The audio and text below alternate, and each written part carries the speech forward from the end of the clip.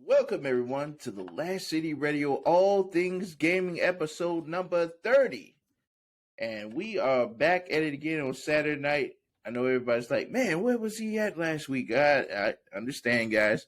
You know, we had some technical difficulties and people was sleeping, but it's all good. We all here. We're back at it again. And I also want to take this time to let everybody know, hey, we appreciate you for being here, man. We couldn't do these shows without you guys always being here, always supporting, always doing what you do. It's definitely a pleasure and a honor to have you guys here. So that being said, if you guys are thinking about listening, but you can't make the live, don't you worry, because we always post on Spotify and all your audio and musical podcasts or musical apps, wherever you like to listen to. We always post the audio, and that way you guys can go ahead and listen in on the next day and be able to listen in and give us your thoughts on the show. That being said, I definitely want to let's see, one of my guys jumped in. Fry, what's going on? He said, hey, what's up, coach? How you doing, my main man? I'm glad to see you here. Welcome into the show. We're about to get busy. So that being said, I definitely want to go ahead and introduce the co-host. Not only is this girl one of the funniest people, very knowledgeable, and is a retail extraordinaire, collector of all things gaming, and she also gonna give you that spicy business. I definitely want to introduce you to Miss Hijabi Gamer. What's going on? How you doing? Am I working? Okay, I'm working. You are working. Everyone. Also, it's an investor, not a collector. An investor. An investor. Okay. I'm joking. How is everyone? What's up? Hey, what's going on with you? In theme. Hey, let's go. She got the swag, the Zelda swag. Let's go. Yeah, man, I love that because Tears of the King has been knocking it out of the park, with the sales and everything, man. Definitely a 10 out of 10 for the series. They're killing it, man, and on their way up there to the game of the year. So we gonna see what that's all about. Yeah, that or Hogwarts Legacy. I honestly would love to see a couple people throw a fit if Hogwarts Legacy wins. We'll see, though. We'll see. Fry says, I got Lightfall and I'm ready to raid. Hey, I'm glad, brother. We can jump in, we can knock you out and go ahead and do some of that Ruder Nightwares raid and all that good stuff, man. I got you covered. Don't you worry. Appreciate you being here, Kat. So now that you've been showcasing the swag, how have you been enjoying Tears of the Kingdom? I haven't started it yet. Not yet? No, because I've been replaying Breath of the Wild in between bouts of Warframe. So okay. Warframe just released the Duviri Paradox a couple weeks ago, and I've been playing a lot of that. And between that, I wanted to replay Breath of the Wild before I started. But I do have a copy. I have, like I showed off, I've got both amiibo for it. And I'm looking forward to giving it a go. It's just, I want to remember everything from Breath of the Wild. So. Are we going to get that stream? Are we going to get that Breath of the Wild stream?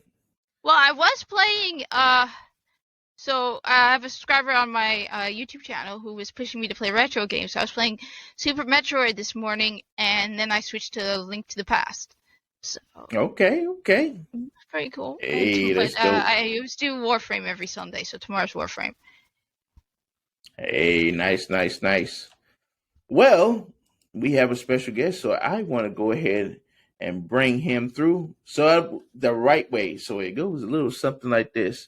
I met this Lord, long ago. Not only is he's very passionate about titles, whether it's Nintendo, Xbox, PlayStation, he's all in, man. This guy is solid, and he is definitely part of the ILP community. Shout out to Lord Cognito and also King and Solve and all of those guys at the round table. He's been a part of that, repping them, the ILP. Not only that, he is a father of gaming. Got a shout out to the dads out here. So I definitely want to introduce you guys to none other and his return here on the Last City Radio, Mr. Mosley Martinez. How you doing?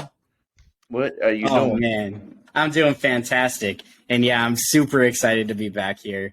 You're my guy, and I've only been on the show one time, and it was so long ago. But yeah, I had a blast chatting it up with you. I kind of bounced back and forth from Hawaii and Wyoming. So when I was on the show last time, I was over in Hawaii, so way different time zone. But now we're a little bit closer now that I'm in here in Wyoming. But I'm super excited to be with you guys. There's so much gaming stuff to talk about right now. And I'm ready to get all in. I just have one question. How did you leave Hawaii? I've never been there, but everything I've seen about it makes me want to go there. It is like the most gorgeous state on the planet. Yeah, so I will say this one thing, and I think everybody will 1,000% understand. My family's in Hawaii. My wife's family's here in Wyoming. Mm-hmm. So, I mean, it just speaks for itself. That's how. That's how we do it. So does she come and visit you over there? No, so we're half the year here with her family, and then we all go there half the year with my family. So. I see. That's pretty cool, man. Yeah. So I do want to ask you, since it's been a long time, since you last been on the show, what was it? I think it was 2021. If I'm not mistaken. Yeah, I was trying to think. I was like, I think it's only a year, and I was like, maybe it's like a year and a half. Like, I think it. Yeah, I think it was. It was around like I think the Game Awards. Yeah. I remember that. So it has been a while. Definitely been a while. So I do want to ask you, since it's been a while, do you still have those same? Cause I remember we did the top 5 with you, the top 5 games of all time. But we're gonna give people a rundown first. For those of you guys who never got a chance to meet him here live the last time. So I definitely want to ask you, go into your gaming history. How did you get started with the old gaming? How did that all come about?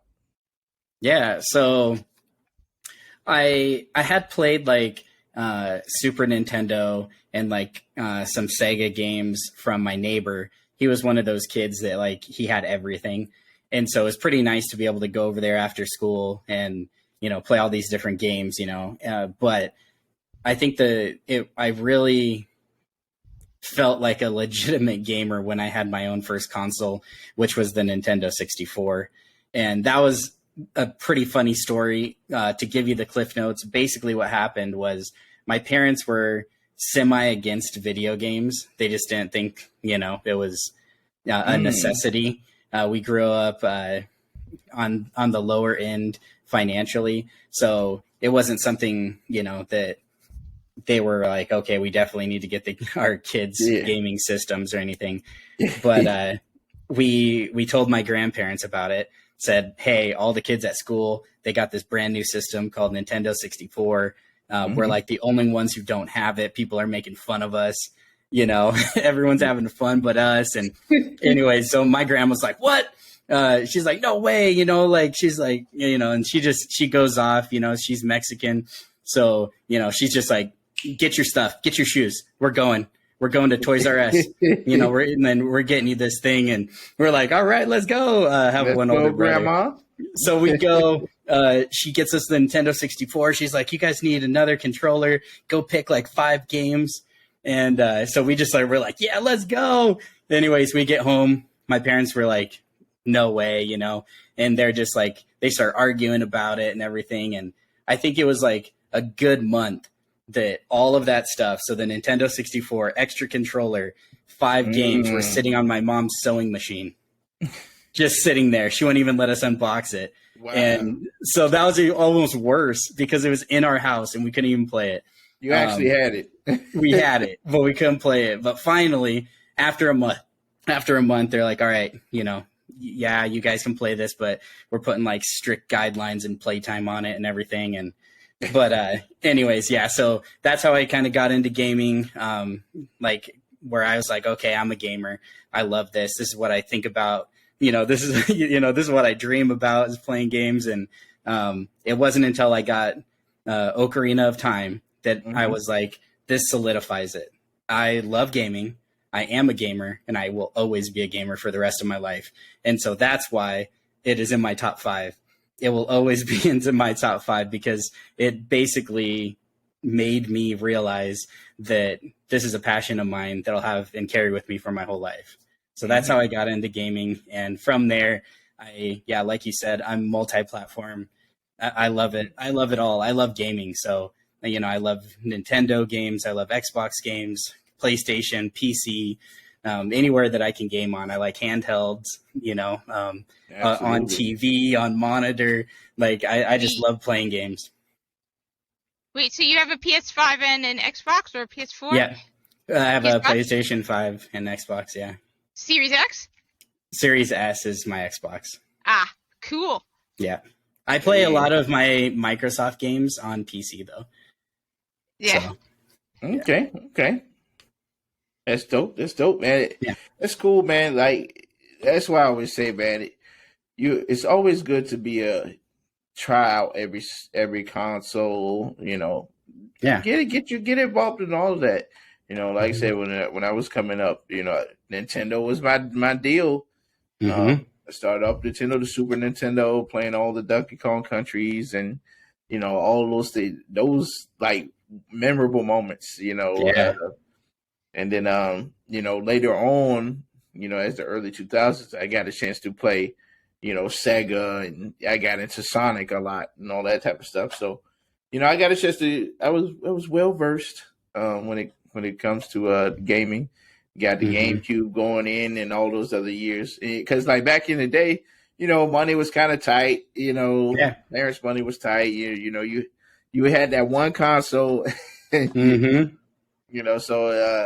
the only time we would get a new game is Christmas or birthdays roll around. So it's like, okay, pick out what you want, whatever. So yeah, I definitely have those fond memories. Those are one of those things that just sticks with you. Yeah. And you never forget when you bought your first console yourself. It's like, I'm here, man. Yeah, for sure. And I think, like you were saying, that was like my very first console that I was like, I could call my own. I mean, it was like me and my brothers, but I was better than him. I'm still better than him at gaming. So it was mine, like I own that thing. But the first video game, like, let's just say entertainment system that I've ever owned, like with my own money, is I started mowing lawns for my dad's company, and he'd pay us in the summer. So on the summer, we'd like mow lawns. We started when we were like 7 years old, helping him out, But the very first summer, I saved up all my money, and I got a Game Boy Color. Nice. So I was like, oh man, I was so proud of that thing. And I still got it. It's the Kiwi one. And yeah, it's just like, it's one of those things, like, you just, like I said, I'm not a collector, but there's a lot of nostalgia to that. And it was the pride of ownership of that thing. And I had it 24/7. I bought all the little, attachments to it, the little light, because it wasn't backlit, right? So to play at night under your covers, you needed that little light that you'd plug into the back. And so good times. Yeah, that's dope. Like, you just remember those things, man, that we used to do back in the day. It's just hilarious when you look back at it, for sure. Yeah, I remember those days, man. It's so memorable, man. Just going through it, it's like, oh man, we got something new. Like, you remember back in the day when what was it? Before GameStop, it was Funko Land. EB Games came after. It was Funko Land and then EB, if I'm not mistaken. And then it went to GameStop after EB Games. So yeah, it was like Funko Land, EB Games, and then GameStop. It was definitely for life. Man, and before that, it was like trading with your schoolmates. Like when you were talking about that, I was like thinking earlier, like about getting games. Like I feel like I don't even know if we really bought games because I would just like trade with neighbors and friends at school because they'd be like, "Oh, I just beat like Donkey Kong 64," and I'm like, "Man, let me get that," And they'd be like, "All right, I'll bring it to school tomorrow," And then we'd just be playing it because you had a multiplayer, right? So we like went through the campaign, but then we're just multiplaying it up, and the kids at school just like, "You better bring that tomorrow," It's like, okay, yeah, you're just forgetting it, conveniently. Just because you're playing that multiplayer, you're Diddy Konging it up, shooting those peanuts and everything. Nice. Yeah, for sure. Yeah. Hey, I remember that too, man. It's like, okay, you want to borrow my? Yeah, but let's borrow. We at school. Like, you want to borrow this? So yeah, I want to borrow that one. Let's do it. Mm-hmm. Yeah. And that kept it fresh because your friends come over. They had something that you didn't have. They were like, okay, bring that over. Let's play it. Yeah. Man, I remember those days, man. Phew, that was the days. And even back in the day, like now you have YouTubers to tell you guides and all this stuff. We never had none of that stuff back in the day. It was all you had to figure it out, or you had to go buy those books at Funkoland or EB Games to figure out. Okay, let me see how you get to that. There was nobody to tell you anything. Yeah. Yeah, you always felt like the king of the world when you found something. I know, that's what I was just gonna say. I think that's the other thing too, is like, and like I wish like my son playing through like all these games now like could kind of experience like that style of gaming like that we did back in the day, because it was just like, you would figure something out, you run over to like your landline phone and you're dialing up your buddy and you're calling and you're leaving a message on his voice recorder, and then their parents are getting pissed because you're like using up their few like voicemail slots, like on their recordings, and you're like saying, "Dude, I just got into this dungeon. I figured out if you shoot a flamed arrow over here, it's going to open up this thing and you can go across right here." And you're like, "Ah." I love that. I love that. Those. I wish that people got a chance to experience that, man. The younger generation, they get a chance to experience it. All they get is the streamer saying, "Hey, look at what I found." He's like, "Oh man, the excitement is gone." Yeah, it's like you struggle a tiny bit, you Google it, and like immediately, it's like there's the answer. Yeah, YouTube it. Everyone's already played it, done it. The worst part is when they sneak, like Tears of the Kingdom is out already. You got it out before the game even came out. It's like, no, don't do that. Don't do that. Don't do that. Don't spoil it for me. Yeah. And like even with new games, I don't even look at nobody. Like I have to. I don't look at nobody. I don't want to see nobody review nothing. I just want to play it myself. Nobody's gonna tell me what they seen or nothing. Like I always shut myself off. And I even do that with like online games too, like especially like with Destiny. If there's a new dungeon come out, I don't look at no content creators or nothing. I do it all blind, that way I can still be fascinated by the content myself, instead of have to look at somebody, they already breezed through it. I enjoy the secrecy and finding the stuff out yourself. When I play Elden Ring, bro, I didn't look at no content creator for nothing. I did it on my own and figured it out. It was so much fun. But I think like the other thing is like cutscenes. Like cutscenes, like I love like story games too, and so like cutscenes are something that I'm like super passionate about and like really hit me if they're good. And so like I was just thinking, for Destiny, and this has been a long time ago, so it's not a spoiler, but like I was thinking the first time I saw like certain cutscenes, and the first one that comes to my head is like when they're like bombing the city, right? And then it like pops that bubble. Like it was just like goosebumps, like there's moments in different like games histories that will like get you. And if you can't experience that for the first time without being spoiled, it's not the same. It's like you have to experience that like firsthand. When you hold her at the door when they close it, and she looks at him with the bomb. Yes, dude, that you just telling me about that gave me goosebumps. Yeah, that's the moment too. Yeah, the look on her face when she looks to Lord Saladin and she pushed it. That was just That was great. Like epic. Like I even had that when that the cinematic with Cade was fighting all the barons. I was like, yo, this dude is going in on them. Oh like, man. When he's he's riding that like piece down too. Yes. Yeah, that was awesome. Oh man. It's just I love Cinemax when they nail Cinemax. It's just crazy how they do it. Like you remember back in the day when you used to see cinematics, you notice they look so good. They never matched up with the game that you played, and we always was wondering like, man, I can't wait till games actually mesh up to it. And now here we are today when they actually do it, and it's like, yo, this is crazy. Yeah, I remember playing those Sonic games and like, man, the cinematics is great, even though the graphics are terrible when you play it. But Final Fantasy VII. Yeah, cutscenes through Final Fantasy VII were nothing like. Facts. Nothing like the game. And now we're living in a time where that's possible, and I think it's really cool to really see that how everything has just literally transformed. Like when you go back to play the old games, your eyes be like, "Oh man, I was playing it." Oh man, and that frame rate, goodness gracious. Yeah, those edges are like poking you in the eye. You know, like how horrible it is. It's like I'm not playing this. But back then it felt next gen. Like it's funny. It's, like we literally thought that. You know, even when you play games in the early 2000s, we're like, yo, how are they doing these graphics?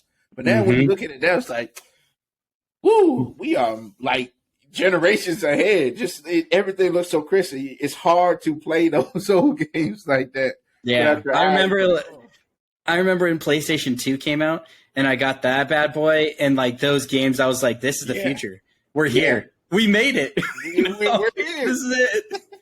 And now you look at the PlayStation 4, it's like, like wow, like this is the crazy. PS5. Right. PS5. Yeah. Yo, when I turned on my PS5 for the first time, it blew me away. I was like, yo, this is crazy. This is what these PC guys been talking about all this time. Literally. I felt like now it's like night and day. You turn on your PS4, it's like, yeah. It's so different, man. It's cool to see the next jumps. You know, being able to experience all these jumps from even when I played because I think after my GameCube, I did get the Wii. I did get the Wii. I said, yo, this is pretty nice. I like what's going on here. It's different. But you know, it's nice, and just to see the jump from that to Wii U, and here we are with Switch. Same thing when I first purchased my PS4 for the first time. Like that was, I think that was my first. Yeah, so the I think it was the PS3 was my first purchase that I ever purchased my own console. That was the PS3, nice. And I was like, yo, because I remember Heavenly Sword, and for those of you guys who know Heavenly Sword, that was a 10 out of 10 game. I wish they would have never had the turmoil that they had, because we would have had a grand trilogy with them. But that was one of the first games besides Sonic 06 that I played at the time. And I was like, yo, this is amazing. You know, PS3, like wow. You know, and having Destiny, because everything looked good. Like playing Destiny, it looked good. Like, whoa, this is crazy.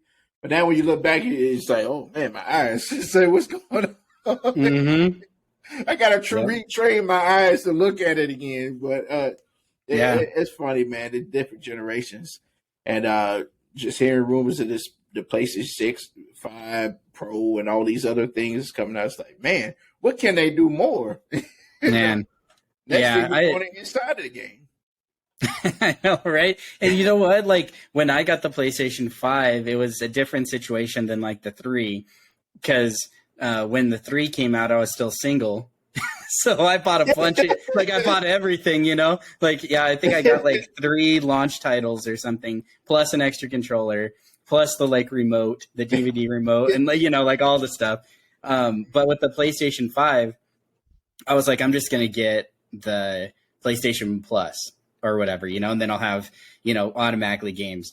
But I started playing the, what is it called? The Astro Playground or Yeah, whatever. yeah. Yeah, that's a great game. Oh my god! Like Absolutely. it blew me away. Like I was like, "This is a fantastic 3D puzzler." Like, Facts. hey, like Nintendo, are you watching this? Because this is amazing. And like the way that they put like the new controller's features on display, like Mhm. you were using all of those different amazing stuff that you might have thought, "Hey, it's just a gimmick," but when you see it in action, you're like, "Okay, like this is like next gen controller." Like not even talking about the console or games, but the controller is next gen. Like, yeah. So though, I always have to show off. I have the Razer controller for Nice. Hey. It's got the buttons on the top. That's awesome.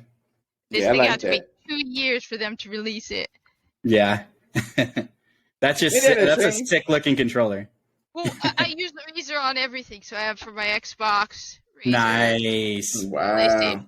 I love their like that Razer has those like collabs with the different stuff, and it has the controller and the base that like match, and like they got they're awesome. Oh, I know what you mean. Yeah, no, I like the fact that this thing has 2 buttons on top. Yeah. So when I use one for L3 for sprinting and the other for jumping. I actually can't now use a regular controller because I hate pushing down on L3 to sprint. Mm-hmm.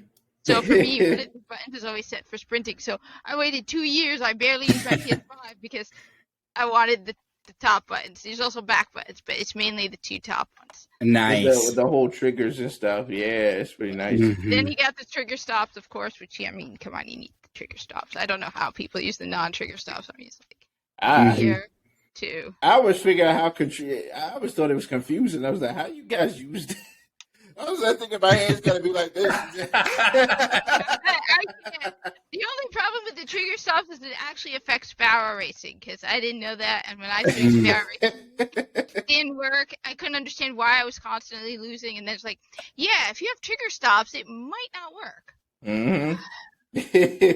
I was trying to figure out how it worked. I was like, wow, how are you guys using that? Like, it's a lot to grip, you know. And I'm looking at you like, how do you not use it? Yeah, listen, I love my original. I kick ass with my original stuff. Yeah, I do like the back buttons just to have like that extra feature. It's kind of like I mostly play, like if you want to break down in hours, I probably mostly play when I'm by myself on my PC. And so like I like the fact that I have the extra buttons. Since we're talking about them, but you know, like all my stuff's Razer too, and I love having the extra buttons on the mouse, you know. And it's like now I'm like I can't imagine not playing with those, you know, like those custom buttons. And so yeah, I feel like, you know, once you go to with those like the hard customizations to controllers, it's hard to go back because, you know, it's so convenient to have that. Yeah, that's crazy. Same. I'm all Razer. It's easier to have all the same hardware. Yep. Team Razors, let's go. Yep. My camera is Razer, keyboard, mouse. Yeah. You got all the setup right there. Yep. So guys, I do want to show us to the poll. I put up a poll I think about a couple of days ago, and the poll states, with Sony Showcase showing up on Wednesday, do you think it will put pressure on Xbox Showcase in June? So here is the results right so far right now. We had 47 people vote. We have 1 day left on the poll. So as of right now, number one right now is yes, Xbox has to show up. That's what 40.4%. It says 31.9% is nah, Xbox will be fine. And the third one is 14.9%. I'm just excited for both. And the last but not least is I don't care. Starfield is gonna be lit. Man. So yo, I definitely wanna ask you guys, what are you guys' thoughts?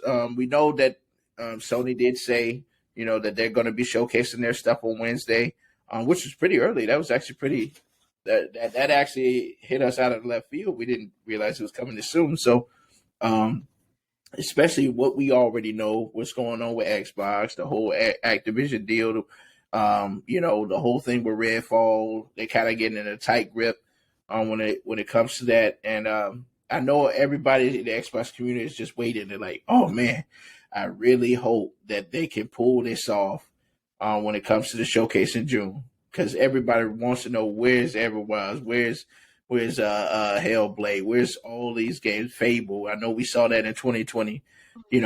For you mostly, how are you feeling overall? Do you feel pressured, or do you feel like I think they got it under control? Based off of where Xbox is right now. You're talking about Xbox? Yes.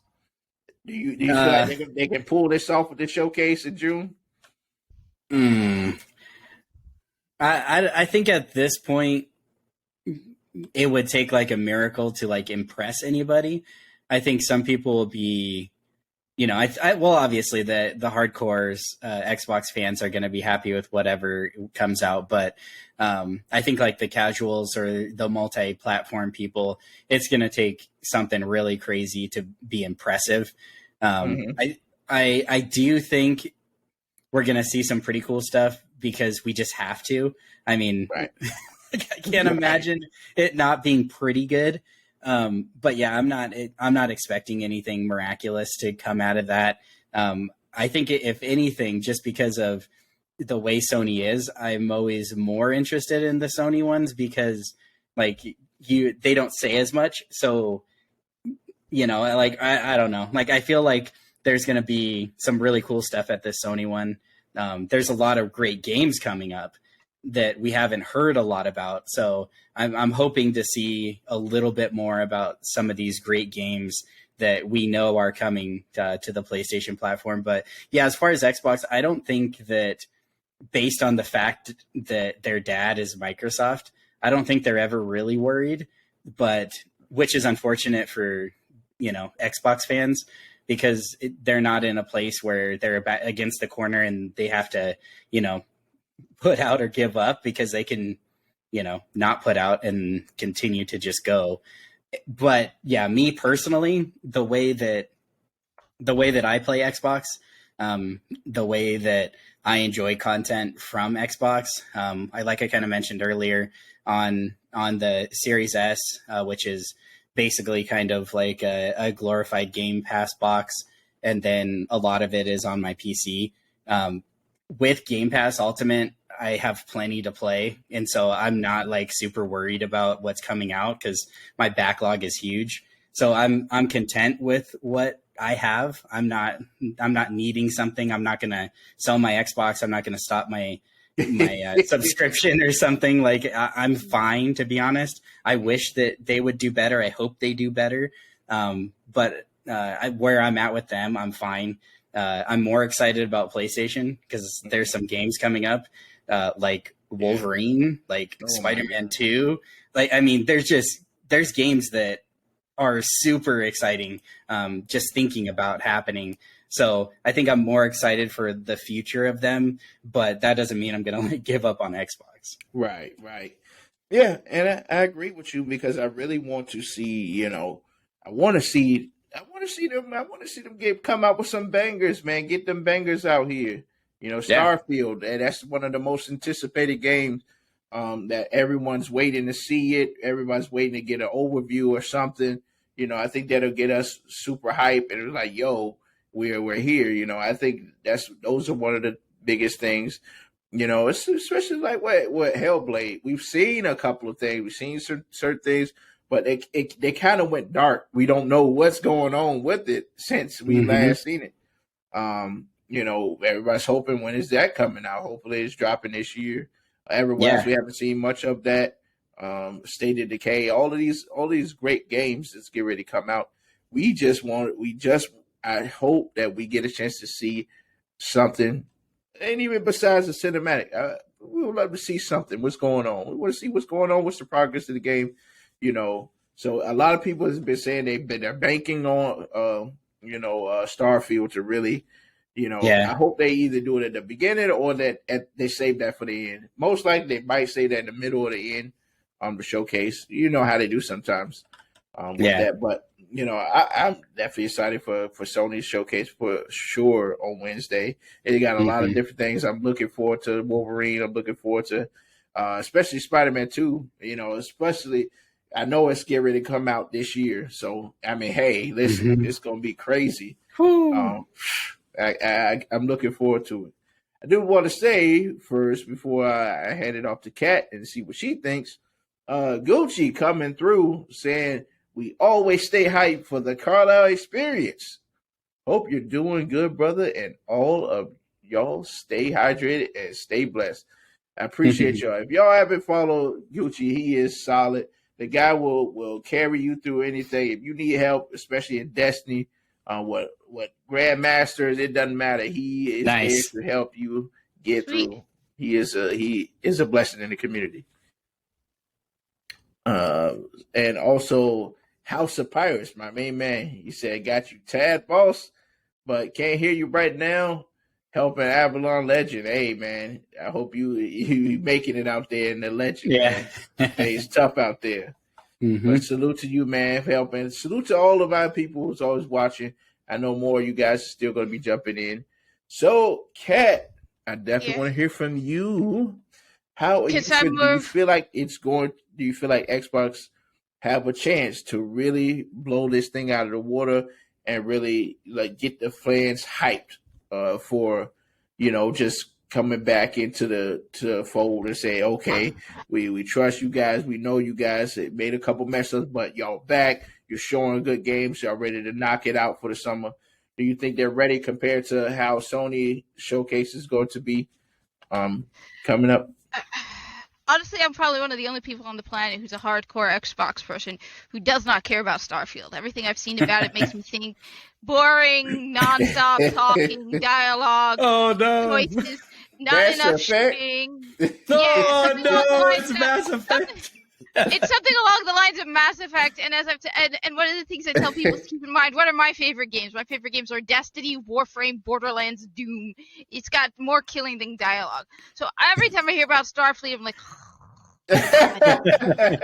I don't care. It strikes me as that. I am a hardcore Xbox person. I have the Xbox Series X. I have Game Pass Ultimate, so I have it on PC and Xbox. Yeah. But I use Xbox. I understand a lot of people, but I also have a PS5. I don't use Xbox for the exclusives. I like the console. There are reasons. I'm not like a fangirl who's obsessed about Microsoft and if you attack it. No, I have legit reasons why I prefer Xbox. It's a lot. It has a lot of conveniences that I find. It's like I was talking with people earlier about it. It's like, for example, if you want to do cloud gaming with Xbox, yeah, you can use a Razer controller. I have the Razer Kishi. It works with Xbox. It does not work with PlayStation Remote Play. You have to use a PlayStation controller. It's just a pain in the rear. This thing I could carry around. That I can't. So I have a PS5, but I have legit reasons. So for me, it doesn't matter what they reveal. I don't care. The majority of the time, it's easier for me with a capture card to live stream Xbox than PlayStation 5. My farther along account on Warframe is on Xbox. I didn't buy Lightfall normally, which, Bungie lost money from me because normally I buy the latest on both consoles. Yeah. Witch Queen and Lightfall, I only bought it on Xbox because I was like, this is just not worth it anymore. Yeah. So while I know a lot of other people have to pick between the two, and I can't deny it, PlayStation's got the better exclusives. It doesn't matter to me what they reveal. I use the Xbox for the convenience. It's just so much more convenient. I mean, I'm using on my Xbox my Razer controller, which was released for the Xbox One. It doesn't have. This is an Xbox One controller. Works on the Xbox Series X. Whereas with PlayStation, I had to wait 2 years for them to release this. 2 years. So it's a long time. I'm not a Microsoft person. I like the Xbox. I have an Xbox 360 as well. I have an Xbox One in the other room. It has some great utilization for sure. Definitely. When it comes to the Xbox, for sure, they got a little. a lot of things that they use for the interface, I do like. I think it's really cool. Certain things that they have, I like that. Compared to the PlayStation. But yeah, as a PlayStation guy myself, I'm definitely excited for the showcase. I've been waiting for this bad boy for a while, and hoping. I know there's a lot of things on the horizon that we did see from 2021 that I can't wait to see them show off more in depth on Wednesday. I heard that this one is going to be like an hour and some change, so it's going to be. It's pretty jam packed. Now We've been hearing a lot about that PS5 Pro thing. They might showcase that too, and that we're not sure. But if they do, that's going to be pretty cool. I would love to see what they add to it. That'll be interesting for sure. If they do that, you guys know exactly what's happening to my PlayStation 5. That baby's getting traded in. The new one. Well, yeah, but the only thing is if you can even get it. That's true. That's true. Yeah. The other reason why I don't think they will at least showcase it for a while is simply because there is an excess of PlayStation 5s out there now. If they were to release a PlayStation 5 Pro, or announce it, those things are going to be sitting. I mean, as I said, I work in retail, and there are so many PlayStation 5s out there. We've sold more Switches than PS5 in the last couple of weeks because of Tears of the Kingdom. Yeah. But Kat, think about it. If they announce the PS5 Pro, that means the value, the price it might go down for the regular fives would be more people have more chance to access them. No. In fact, I've done the argument, and a lot of people said, "No, you're wrong." Until they started releasing the regular PS5, you could only get the PS5 with the game in it, and that was more expensive. And it's a Sony game, so it's like their pricing doesn't cost them more to put the digital code for God of War in a PS5. Yeah. So they're getting more money for it. But now you can get the regular PS5. But for a while, you couldn't even get the regular. So there's just so many. So I was like, no, they're not raising. No, they're not. They're giving you a game that they made that's a digital code. So yeah. You notice something? You remember back in the day when you bought a bundle? It was never a digital code. It was the actual physical copy that I really liked. Yeah, right. Yeah, I like that. I don't know why they don't do that anymore. The good old days. Nintendo did something close. They didn't do the physical copy. But I gotta give a shout out to Nintendo. Recently released a Mario version of the Switch. Yeah. It's 2 red Joy-Cons, $300. Comes with a code for a choice between 3 different games. You either get Mario Kart, Super Smash, or Mario Kart, Super Mario Odyssey, or Super Mario U. You get one of those 3 games for $300. Yeah. So it's basically a $60 game for free. Yeah. So, I mean, it would be nice if it was a physical copy, but it's still... I mean, even the collector's editions don't come with a physical copy. I know. And, I want to say, I'm trying to think back now, but I feel like how they slowly shifted to that is they started, giving you the game case, but with a digital code. So then you did get that, but now it's like you don't even get that. No. The God of War Ragnarok one, the most expensive one, the collector's edition, comes with the steel case with a code in it. What are you going to do with the steel case without the game? I was actually disappointed with that. I was like, what? Whereas at least the collector's edition of Tears of the Kingdom, which I could not get, comes with a copy of the game. That's one of the nice things and one of the reasons why I highly recommend buying, if you have a Switch, buying the carts.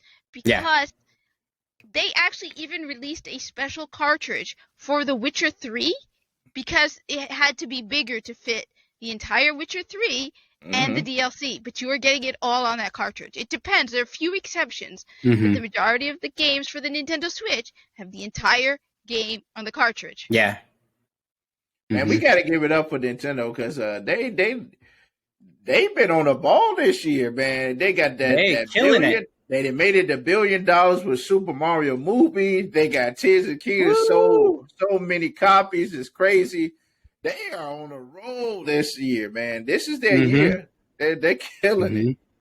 Yeah, definitely. They've been having success across the board. Even with the Splatoon, when Splatoon came out, they rocked it. You know, they've been killing it, man. They've been on their game solid this year. I'm I'm just as excited to see what they got planned this summer, especially with their Nintendo Direct that's going to be coming up. I can't wait to see what they got coming out the pipeline because because we know Pikmin 4, but then after that it's like a question mark, and they got stuff going on, so there's a lot of stuff that they could just drop on us at any moment. Right. Yeah. I'm always excited for their Nintendo. I was like, oh, what they gonna show? Like, because you never know with them. That's the thing that I like about them. You never know what they're gonna show, and they always save the element of surprise. Wait till you get to the show, and they manage to blow you away with the titles that they're dropping at. And they let have been killing it, man. I cannot wait to see what they got in store. I know that I've been hearing some rumblings about a couple of things, and I was like, man, we'll see. I'm even more excited for them, for sure. And just seeing that year, I know Nintendo, they're happy right now. They're like, yeah, man, we've been killing it. We're on point. We're doing a good job, man. They not, of course, the the Pokemon wasn't there yet like we wanted it to be, but it shaped up. It shaped up. It still was a good game. Yeah, and the other thing too is like with Pokemon is like, and people like, I feel like this is like understated, but Pokemon games are 2 games. Yeah, and a lot of people buy both. So they're double dipping, when it comes to those Pokemon games. So like when you look at the individual game sales of like Scarlet or Violet, you can't do that. You got to look at both. It's the same game with just a couple of different things. So like it didn't cost that much to do both of them. They're doing them at essentially at the same time. So man, I don't know. I think the other thing to think about with Nintendo is they're holding so many first party exclusives that like a lot of people talk about PlayStation, but when you think about Nintendo, their first party like exclusives are huge. Like you mentioned it earlier, but Donkey Kong. Yeah. An open world Donkey Kong again. Dude. If they could drop that, I mean, sales are gonna fly. Like let them drop an open world. Let them drop because what do we have right now? We got an open world Zelda game, we got an open world Mario game, we got an open world Kirby game, we got an open world. What else? What else did we just get? That's Pokemon's open world. Yeah. All we need is that Donkey Kong. We need that Donkey Kong. We need that Star Fox open world game. Yeah. So this might be like, a hot take here, but I really enjoyed their dive into open world Star Fox, like with the GameCube. Star Fox Adventures. I love that game. And like some people were like, "What? How'd you like that? Like, why would you like that? That was horrible." And I was like, "Yeah, sure." Like, I would have liked more like aerial combat. Okay, like I'll give you that. But that was a solid game. I always wished that I could have a McLeod outside of the cockpit. Like I wish they could do that, and then they gave it to us. So and then like with the new Starlink, they kind of were like they tried to do like like you're in space and then you're on the planet, but you're forgetting about one thing. You can't forget about their beloved Star Fox Assault. Fox Assault. Okay, the game for me completely. I said, "Yo, this is what I'm talking about." Star Fox Assault was next level for Nintendo. When it came to Star Fox, they were really kicking it in high gear. I was like, "Yo, this is what I'm talking about." And just imagine an open world version of that. Oh yeah, man. They're holding all this stuff.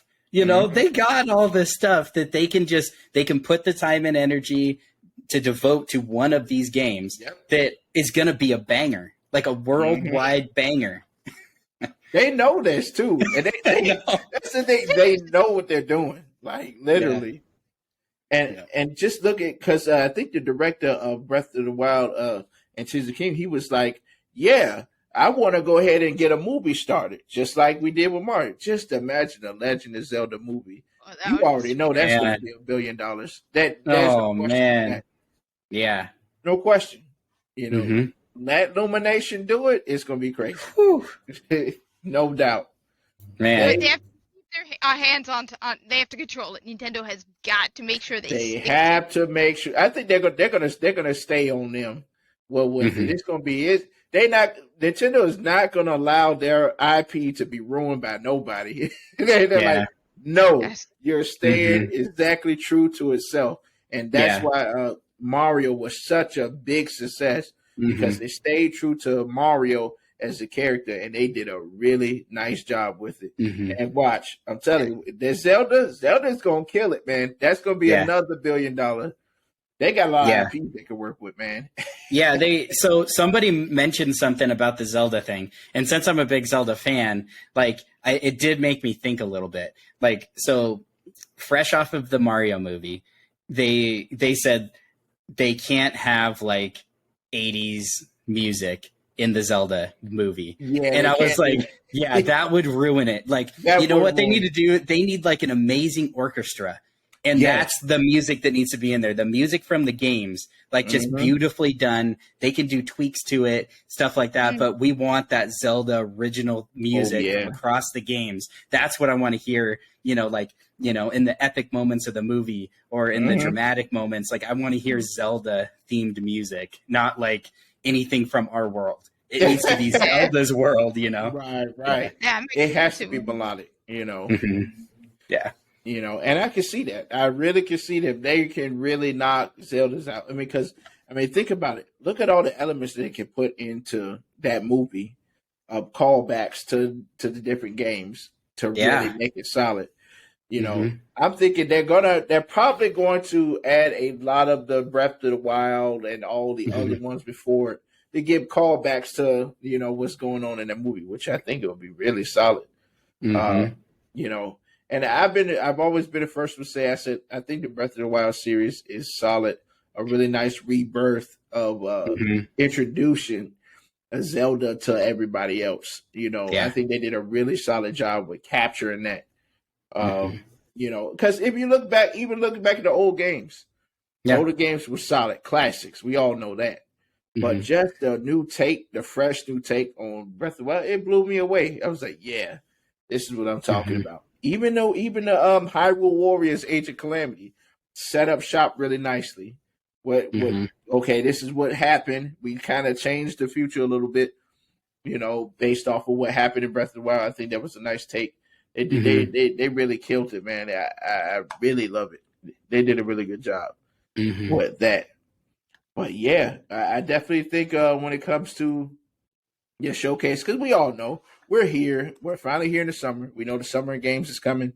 There's a lot more other things that they're going to be announced that we haven't seen in the showcases, So this is just part one to all of that. And then we also have Gamescom that comes in like August, September area. So we got a lot to look forward to, especially, of course, E3 couldn't come along with us. But, it happens. But, there's a lot of things that we're looking forward to. But, so, gang, I do want to talk about this. So, when it comes to an Xbox side, it looks like China has actually approved the purchase. So, what you think about this whole thing? Mostly, when it comes to China going ahead and say, "Hey, we're going to go ahead and approve this." We already seen what the UK has done. We're going to go ahead and approve the deal going forward. Wait, so I was confused. China has to approve it? Why does China have to approve it? Yep. I mean, well, yeah. It wasn't. Wait. Sorry. I'm sorry. Wasn't Blizzard Activision banned from China? Yeah. So that's what I was going to say. So basically, like I feel like what this is all doing and why these pieces in different countries are all playing a factor is because, let's say, for instance, China doesn't approve it, then they would basically ban them as well from selling in their country. So basically what this is kind of happening is they're saying, yeah, if you guys do this merger, like, we're good with you selling your product in our country. No, but they banned it. Blizzard Activision shut down World of Warcraft in China, so they don't. It doesn't matter. Well, so yeah, they did that with that company, but under the umbrella of Microsoft, they're saying they'd be okay with it. Mm-hmm. From what they've been saying, it looks like they're okay with having that. Mm-hmm. I think a lot of people were unhappy with Activision Blizzard. To be fair, though, be included. Yeah. You already know why I'm not happy. They took away my story mode for Overwatch. I'm not happy about that. Oh man. But yeah, what do you make out? What do you think about that? Do you still think that? Do you think they're going to go ahead and have it fully completed, maybe by the end of next year or the end of this year? What kind of do you see it happening fully? Because I know, they're still battling the EU. He put out an appeal, and we don't know how long that actually takes for that to go up to court and have things approved. It's been a roller coaster. We all know it's been a roller coaster with this whole deal thing. Everybody's just waiting to see what's going to happen next. So mostly, what do you make out of this, man? Yeah, I don't know. I always thought it was kind of weird just in general. And I think the questions that always come up to people in the end is like, how much is too much, right? Like how much can some company own before you feel like, okay, that's too much? Where I think one thing that drew a lot of attention is the price tag. The price tag of this deal is what drew attention to it. And I kind of look at it like sports, right? Every year, a quarterback makes more money. That's just how it is. And so I feel like with these different, whatever you want to call them, mergers, purchases, things like that, it's going to continue to get more expensive because of inflation. And then if one deal goes through for $50 billion, another company says, well, there's already been a purchase for $50 billion. I'm going to go $55 billion. It's going to keep going up because it's happened before, right? So I think, this $69 billion deal, as crazy as it sounds, there's going to be bigger ones in the future because that's what's going to happen. It's not like, okay, this is the biggest one of all time. History proves that it's going to keep getting bigger. Now, from the very beginning, I was, like you guys, I'm a multi-platform person. I wasn't like super hardcore on one side or the other. I never thought if Microsoft/Xbox were to make this acquisition, like I didn't think like, all the problems are going to be solved. They're, now going to be neck and neck with, with PlayStation or neck and neck with Nintendo. I never thought that. I just thought, that'd be cool. Give them some access to some more first party games. And if they want to do, make these instead of being first party, third party, cool. Like I never thought it was that crazy. Now, on the other hand, I never thought, it would be bad for anyone either. I never thought if they make this purchase, it's going to kill PlayStation, or it's, I don't think it's I don't think it's going to hardly do anything. So I was never heavily invested in the outcome. Now, I knew it was understandable that people would be against it, obviously Sony being competition. But what shocked me was when the UK came back and said, because of cloud gaming. Mm-hmm. I was like, cloud gaming? Like, you got to be kidding me. Like, out of anything you could have went for, that's what you're going to choose is cloud gaming. That's where it kind of took me off, where I'm like, okay, there's backdoor deals going on. There's stuff getting said behind the scenes. We're talking $69 billion. Mm-hmm. You're not going to tell me that there's not some shady stuff going on in the background. Because I'm like, going on. Cloud gaming? Come on now. Everybody was just making fun of cloud gaming. You know what I mean? So it's like, it's like, come on. And I will give it to you, Kat. That's one reason I love Ultimate. I actually enjoy xCloud. I play xCloud. I've played Halo Infinite on a Chromebook for 4-hour sessions fantastically. Like no drops, great, wireless controller to my Chromebook. And, I actually really enjoy it. But do I think that it's industry breaking? Do I think that means that Microsoft can't purchase another, developer because of their cloud gaming sector? Right. Nah, it ain't there yet. That's cloud gaming is not there yet. It's not there yet. Like, yes, we get it that especially places Japan and South Korea and places like that where their internet is more upgraded, where they can utilize it more. It's not quite like that here. So it has a long way to go before we can really start utilizing, cloud gaming to its utmost, power and tier. Right now, that's kind of like they said that. It's like, come on. And it's also a culture thing. Like, I think internet does play a big role in it. But the other thing is, I think like the culture and the overall viewpoint of cloud gaming in the United States isn't there.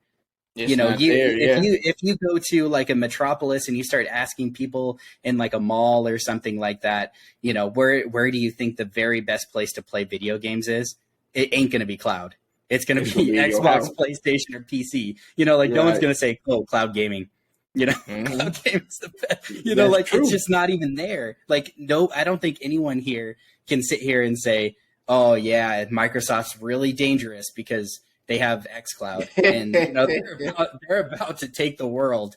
With xCloud, not about to happen. Well, no, but you're forgetting one very important thing, and it's not. It's Sony's own fault that their cloud gaming is not as good as Microsoft's, because Sony started it first. They had remote play on the PSP, the PS Vita. One of the reasons why remote play with the PlayStation sucks is because you have to have a PlayStation controller. They're not as lenient, they're not as easygoing and convenient as with Xbox. Yeah, that's Again, true. I can use my Razer, which is nice and easy and convenient, and then it unfolds. You can put your phone in it, and you can play Xbox games on the go. There's even an Xbox version. You can see there's an Xbox button right here. Yeah. PlayStation, on the other hand, has not been that convenient about it. Nope. Yeah. So if you want to use cloud gaming, you could say, well, Sony did it first. They had the opportunity to enhance it and make it better. Yeah. Microsoft came out of nowhere, and suddenly theirs is better. Fix it, so a PlayStation. Yeah. This might actually force them to compete. I'm a PlayStation guy, and I definitely agree with you on that one. Like that, they need more variety when it comes to their stuff and how they utilize their systems. Because even when it comes down to trying to stream it, right, and you see the way they got it made is like it's only meant for like PlayStation 5, PlayStation 5 cameras. Like, no. There should be a variety of different cameras that you can use that you purchased on your own, to make your experience better. I think that's one of the things that I really do like about Xbox. You have the variety to kind of move around and utilize what you want to utilize. There's not a specific thing, and it can only be hooked up to the specific. I like the variety that you can utilize, and I think that's pretty cool. And that's one of the good things that I really like about it. And that's one of those reasons why, like you said, Kat, about the cloud gaming. I always would, how is it going to move forward when Sony can't even, is not even trying to move forward when it comes to expanding their horizons, when it comes to their utilization of their, controllers and all these other things.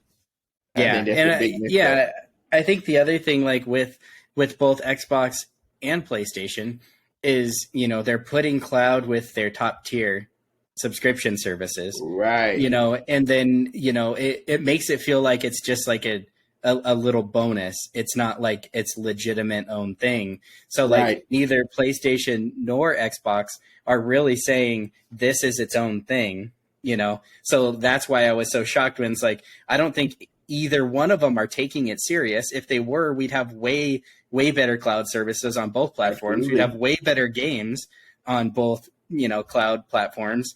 So like neither one are taking it serious, but then all of a sudden that's why the deal's not going to go through is because cloud. It's like, what?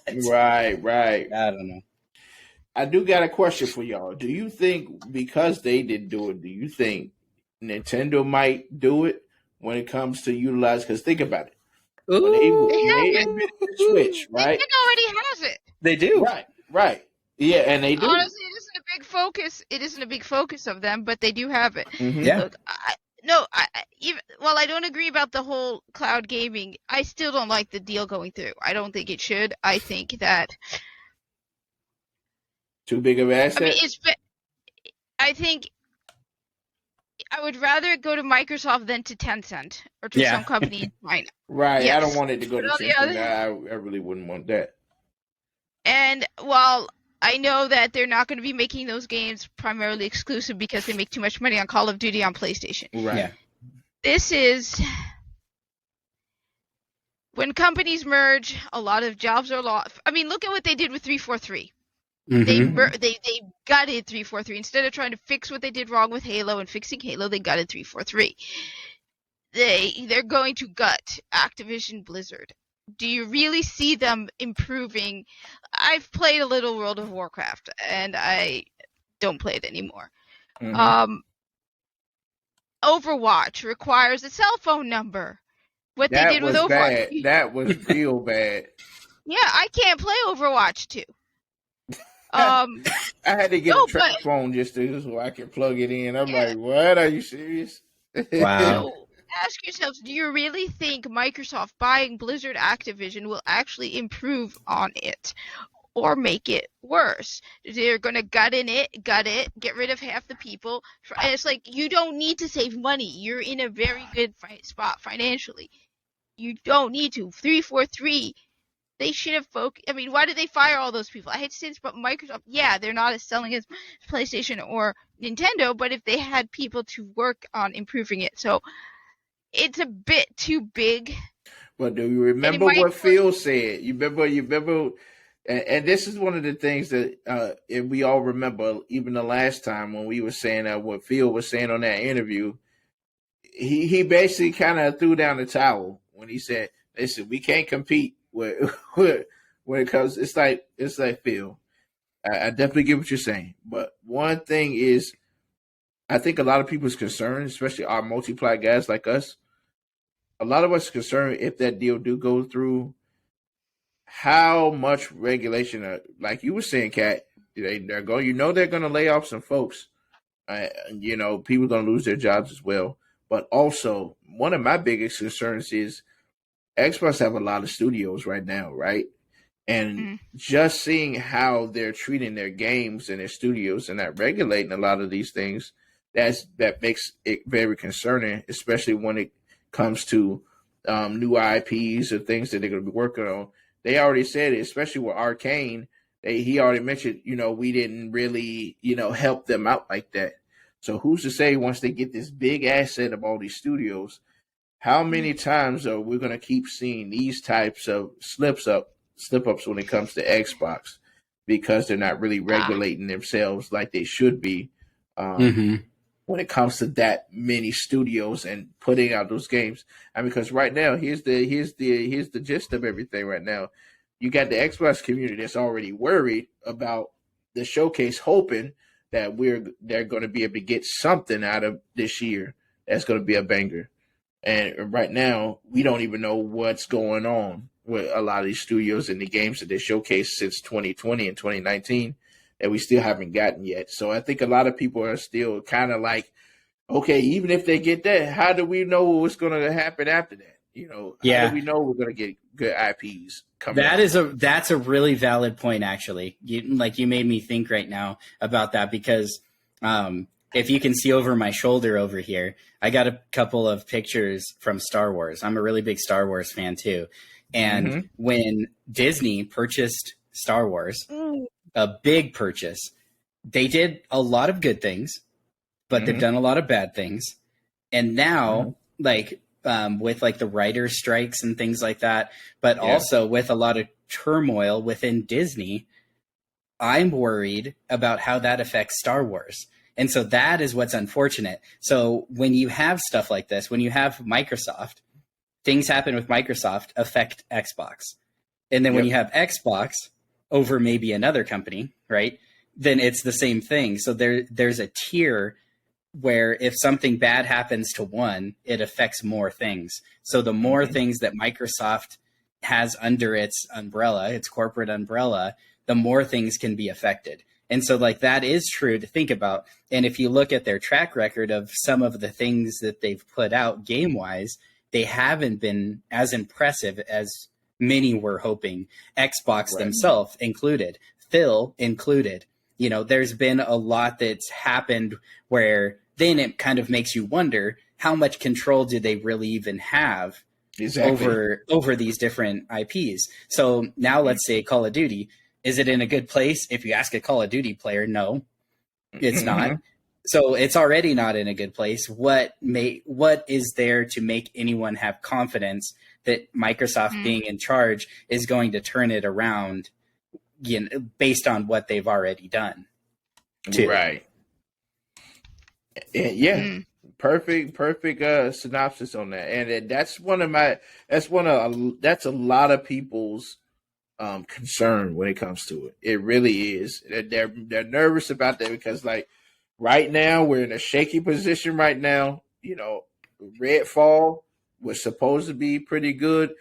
It things that they mentioned that was supposed to be in the game, especially with the 60 frames and all that type of stuff, it didn't happen. That was a big bust with that and a lot of other different things that's going on with the game. So people are just like, come on, guys, you know. And then you even have some people from the camp saying there's too focused on the Activision deal to be focusing on what's going on. You know, people are just so frustrated right now with it. It's understandable. It's like you're hoping you're cheering these guys on. You're like, yeah, you know, we want this deal, but we're also concerned because we're not seeing a lot of these different games that we were promised way back in 2020 that we would see. You know, we don't even know what day and date when they're coming out. We're hoping they might showcase the Fable gameplay, maybe a little something. We don't even know if they're where they are, you know, as far as progress. You know, Hellblade, we've seen that. We've been seeing that since 2019. It's 2023 right now. We saw a little bit of kind of gameplay at the Game Awards, a little bit of something. After that, no more mention. When it was coming out, when can we expect to see nothing? They just went dark. I think that's something that's just like, what are we gonna get this year? You know, that's one of the things that a lot of people are concerned with. What do we get this year? We know that Sony's getting something. We know Nintendo getting something. Yeah, I mean, like that's the crazy thing with like Fable. There's crazy amounts of fans, super loyal fans to the franchise of Fable, and like at this point, it's like living up to its name. It's like legitimately a Fable. Who knows if it's even real? Is it real? Is someone working on it? Is it a thing? I don't know. Don't tell me it's the TV show. I have such a massive backlog that, you know what? Take your time.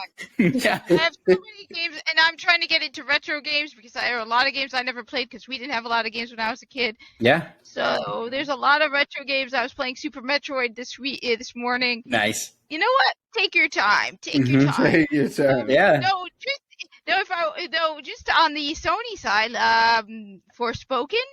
Yeah. Yep. Everybody's talking about Redfall. It's like, Forspoken was terrible. Yeah. Yeah. Yeah, absolutely. And that's to say, like, yes, absolutely. All companies, listen, you're gonna bring out a game, make sure it's solid, you know. Yeah. But at least we need to know. We knew when Forspoken was coming out. We knew when Scarlet and Violet was coming out. Yeah, they weren't the best when they launched, and we all know, you know, there was a lot of problems. People was cracking on it, making jokes. Absolutely. But at least we know something that we with these games, Everwilds and all these games, we don't even know. We hope that they're going to showcase that. I hope they showcase it in June. I really do. I want to see them say, hey, look, it's coming out this year or it's coming out early January, something, you know. Because even Phil was saying, he was talking about the $7 games, right? He was talking, okay. What he was saying is, he don't want to just charge $70 and they not be quality, and that's something that is a problem when it comes to across the board. If you're going to charge people $70 for the game, or we understand day and day on Game Pass Ultimate, that's great, but if you're going to charge that much for people who like to collect on physical copies, you need to put out something that's solid almost every time. Look at Nintendo. We just got through praising Nintendo because they keep it going. They're not going to sit up and allow. Yeah, they'll have their wrong days sometimes, but it's not too many. And it's not the game.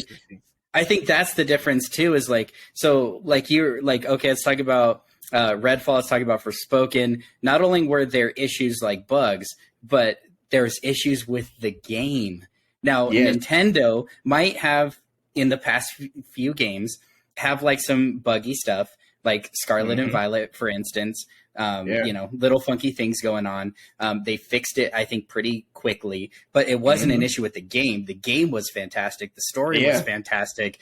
The new things that they added from Arceus was amazing. Now, Zelda, 100% no spoilers, but they put a day one patch before there's the day one patch before I even played it, because I pre-downloaded it because I pre-ordered it.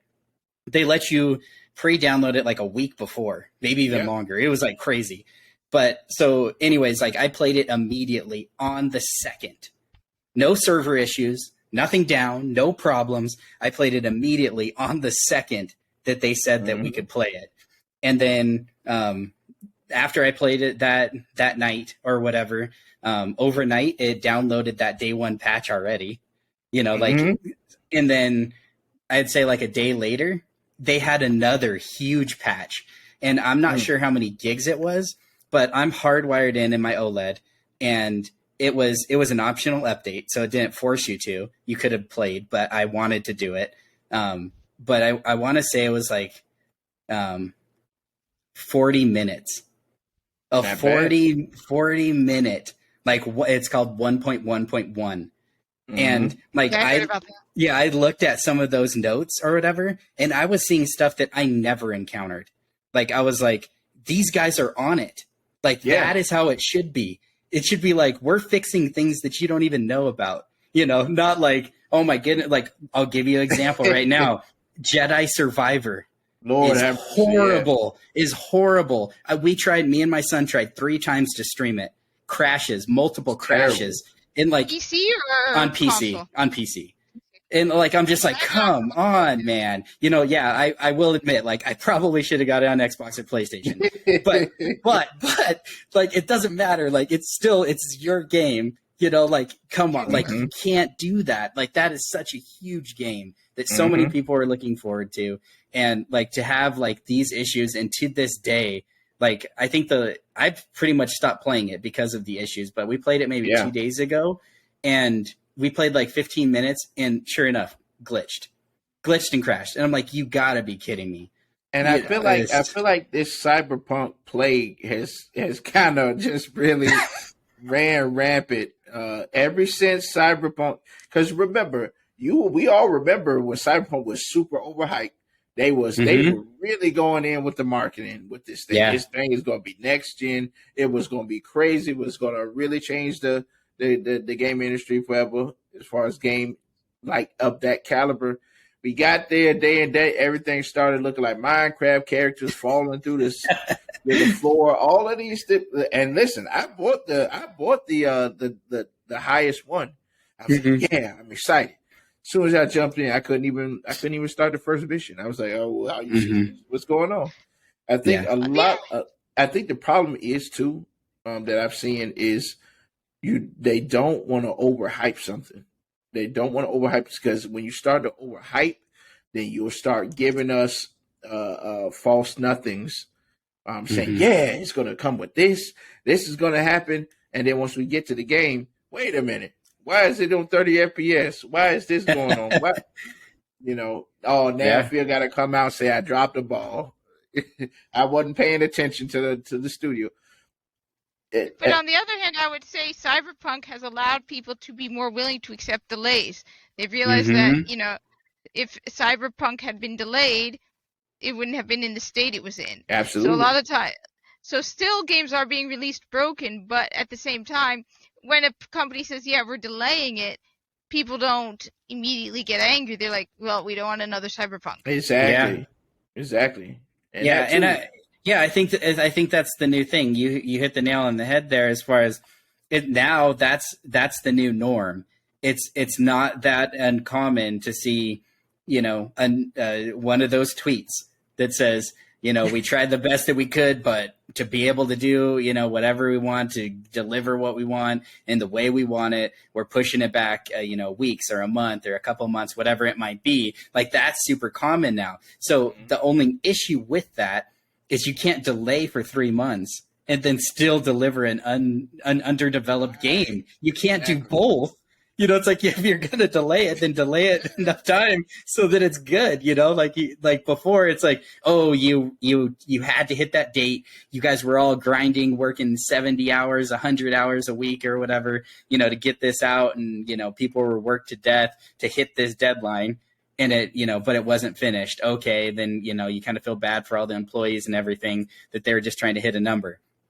Okay, so now what's the next thing? Okay, well, we should delay it because we don't want it to be delivered in a bad state. We don't want, crunch for all of our employees, things like that. Well, if you're doing that, though, it should be 100% no bugs by the time you do it. Like, right. Come on, you can't do, now it's like, now we're supposed to accept both. We're supposed to accept delays and accept underdeveloped or unfinished games.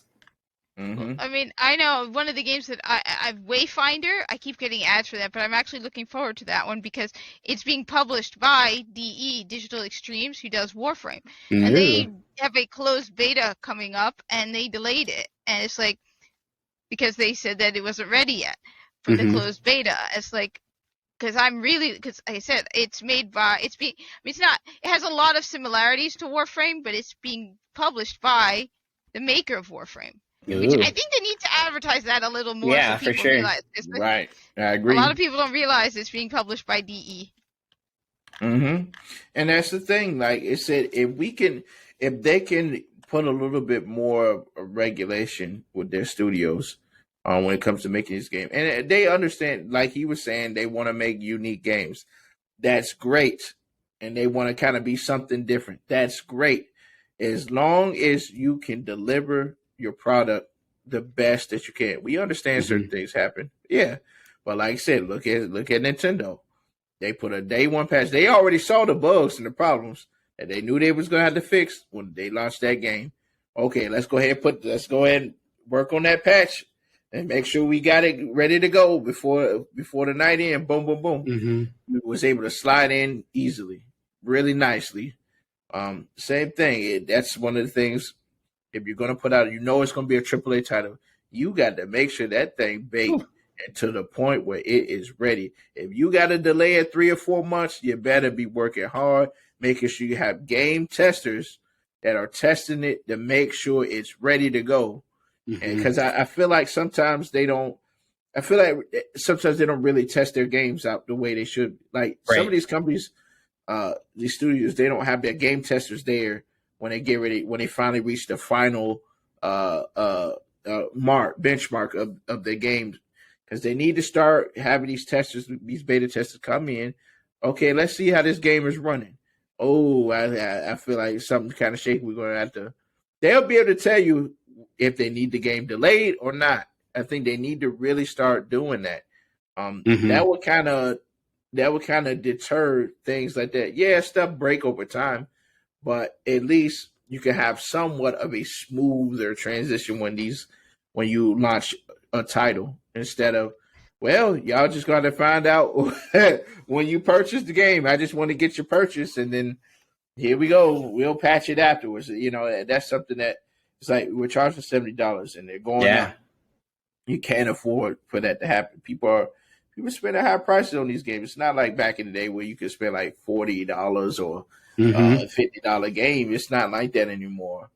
So it's like if you're gonna charge more, you have to be on point with your quality, regardless. Yeah, and I was double checking those dates. So Jedi Survivor that I mentioned earlier, they delayed it. It was supposed to come out March 7th.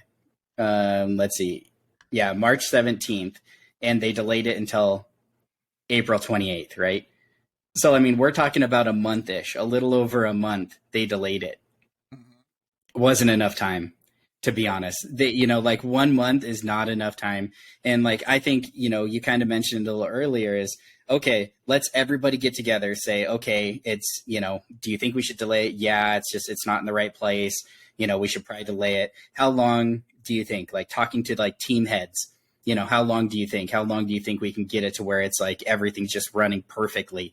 And everyone's like, maybe like 4 weeks, 5 weeks, but okay, so you think probably like realistically like 2 months? Yeah, okay, I'll give you 4 months.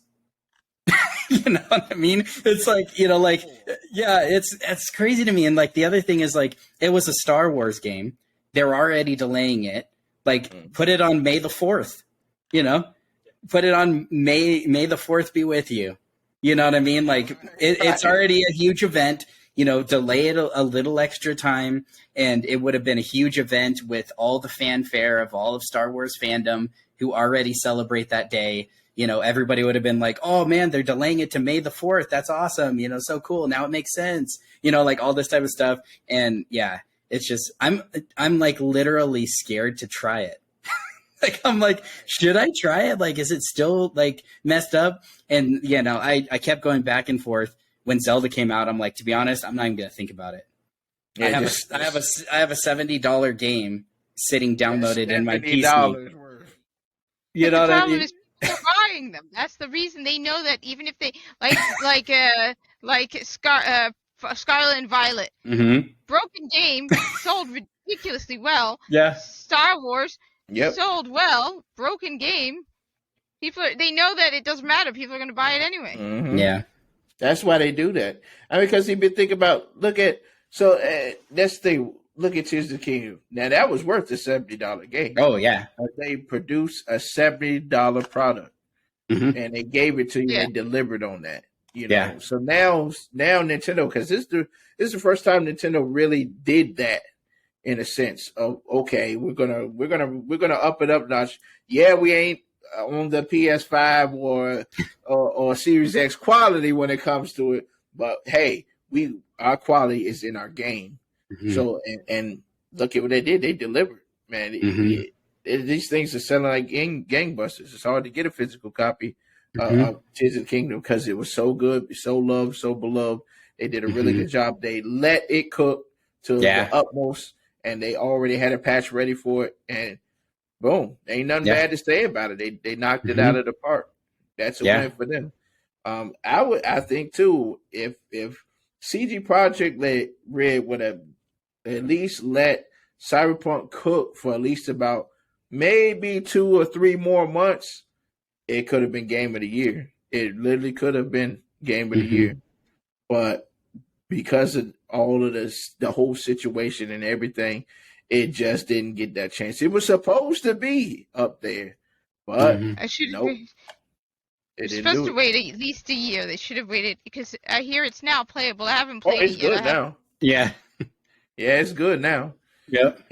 It feels good. They did a really good job with all the patches. Now it's a playable game. You can play right through it and no problems.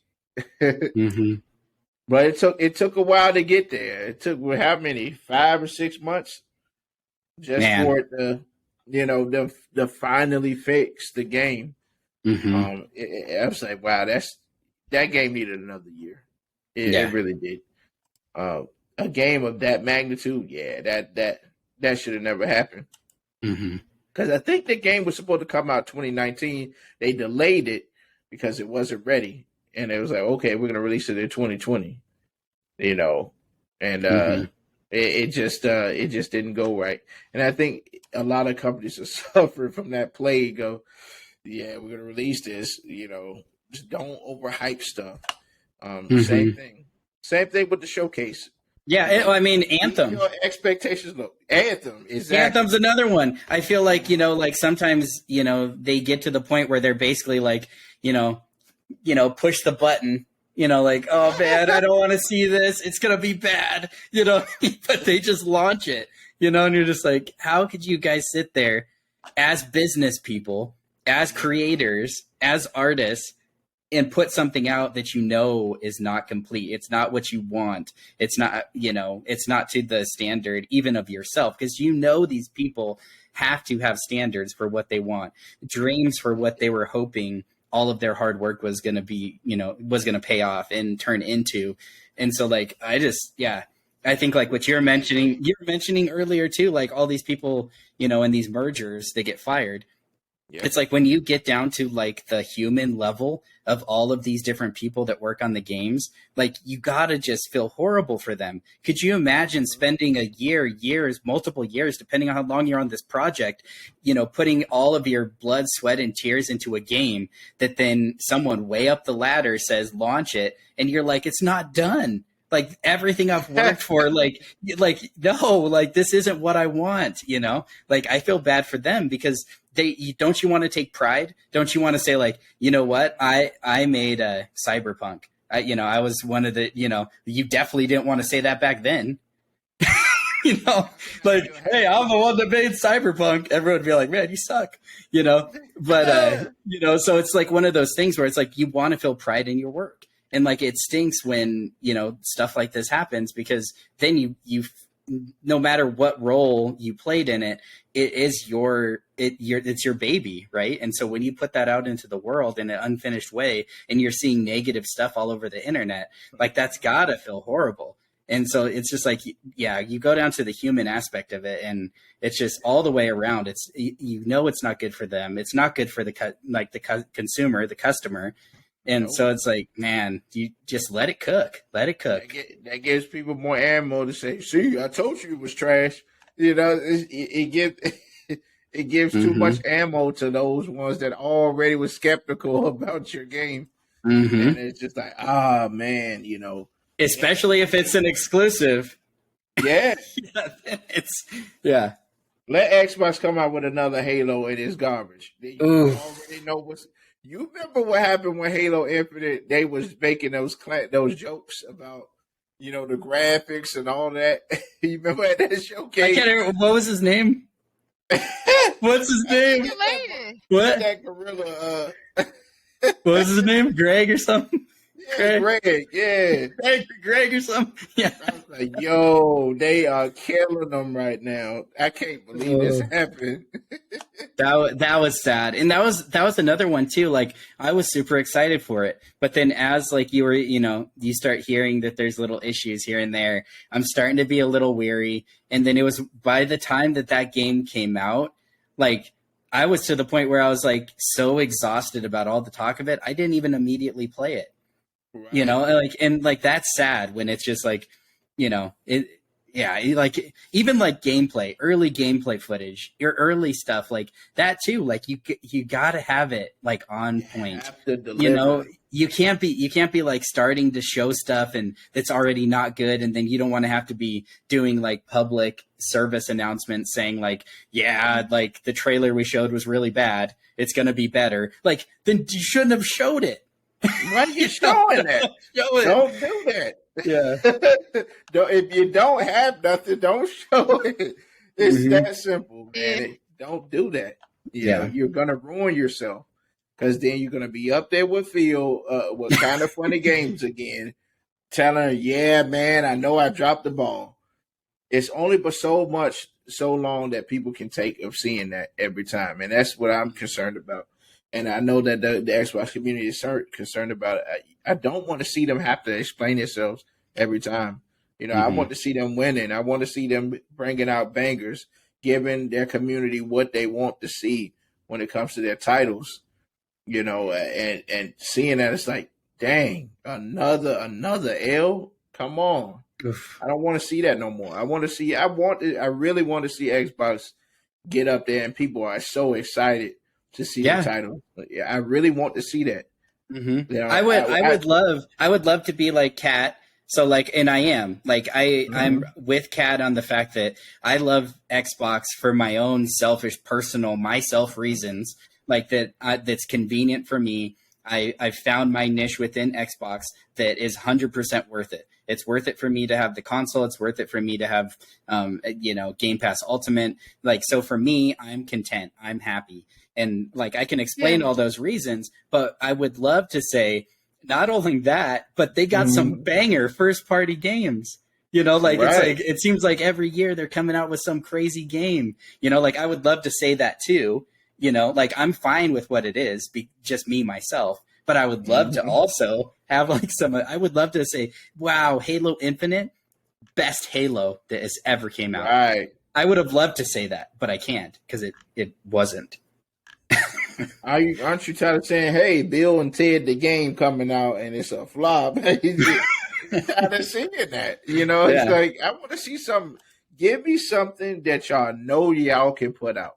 I know they can put out a Jack and Daxter or something that's solid. There was a time where I've heard a lot of Xbox podcasts. I've been listening to a lot of Xbox podcasts. Some of those guys ranting, some guys giving positive feedback. One of the things that stood out to me was people kept saying, have they lost their identity or where they used to be? Because if you're looking back at Xbox catalog back in the day, Xbox had some super big. They was killing it at one point.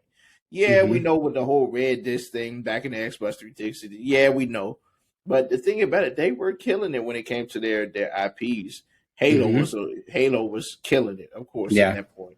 They had a lot of things. The Gears was in high gear. They had a lot of different things that they were doing, and I just feel like now it's like, oh man, just like you remember back in the day when you played Splinter Cell, that was your thing. Your Xbox got Splinter Cell, that was dope. A lot of these different things, and now it's just like we're getting all these other different types of games that nobody really know much about, which is nice to have new IPs, but the way that they're doing it and the way that they're forming that culture, it doesn't look too good. Yes, I love to have the day and date. I love that. I think that's perfect. It's a great model. It works. But if you're going to have that, you want to make sure that your catalog is solid across the board. I'm going to put these things on Game Pass. It's going to be something that people are super excited to play. Not, oh, well, I got games that I can play. That's not exciting. You want to be hyped for these things. Yo, you see this that they got in there? Hey, man, there ain't nothing like it. That's where I want Xbox to be. Yeah. Where you're excited to open up Game Pass, and there's just tons of really solid bangers out there. Not just some, they cool and all, but I'm not going to remember them after a year later. You want something that's memorable. Just imagine if Nintendo decided, hey, we're going to do a Game Pass type thing. They already have one. They do. They do have one. But I'm talking about at the capacity that Xbox do. I would say actually the Nintendo one is almost better. You think so? You're getting hundreds of games, retro games. You're getting NES, SNES, Game Boy, Advance, N64, and Sega Genesis games. And it's for $50 a year. Yeah. And the SNES and NES is only $20. Yeah, the value for what you get in Nintendo is definitely the best value, I would say. But what I would counter with that is, and I think probably what you're talking about is, like, I would love to see more benefits for, like, newer games. Like, you know how they did, like, with Animal Crossing, they gave you the DLC. Splatoon 2, they gave you the DLC, and they give you, like, the 48 extra courses on Mario Kart. Like, I would like to see more of that stuff. Like, not just like those few things, but I would love to kind of see, like, let's say Zelda Breath of the Wild, they had a DLC, right?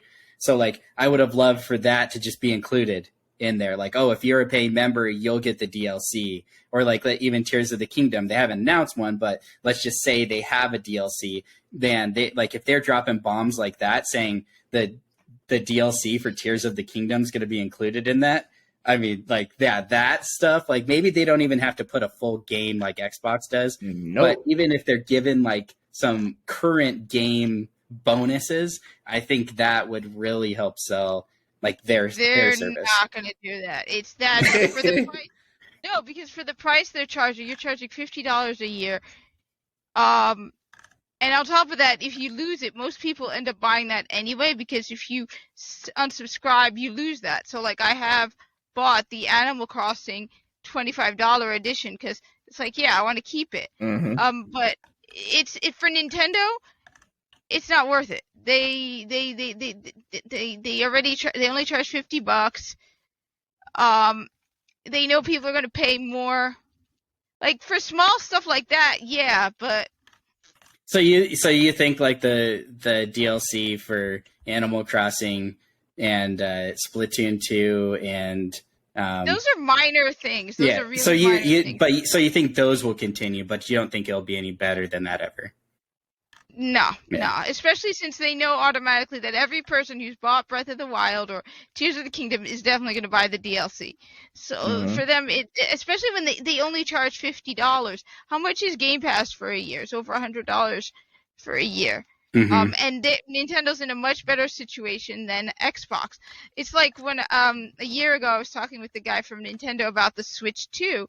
And he's like, at that time, he was like, yeah, Nintendo isn't going to do anything about that because they don't need to. I mean, how often do you see the Nintendo Switch on sale? Yeah. I've never seen the Switch on sale. Right. You might get a free micro SD card, but the Switch is never going to be on sale because it sells. They don't need to do that.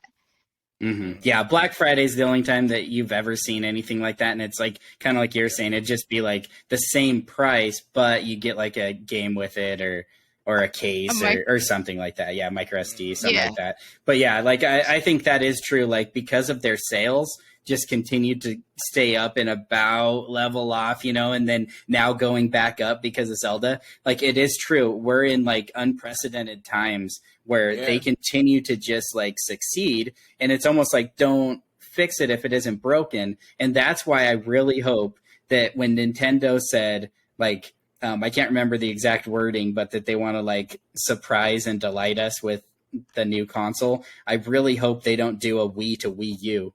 I hope that they just they see that the Switch was so successfust, just make it better. Don't do funky stuff with us. Yeah, don't give me no funky thing. The Wii U.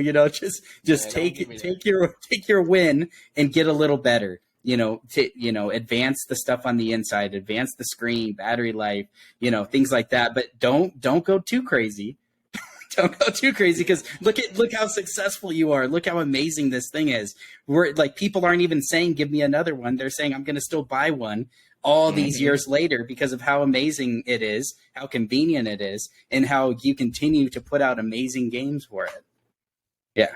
I hope that they fix the controllers. Those gyro controllers, man, it's nice try, but we need a little bit more nuance when it comes to them. I think they can definitely fix that. Yeah.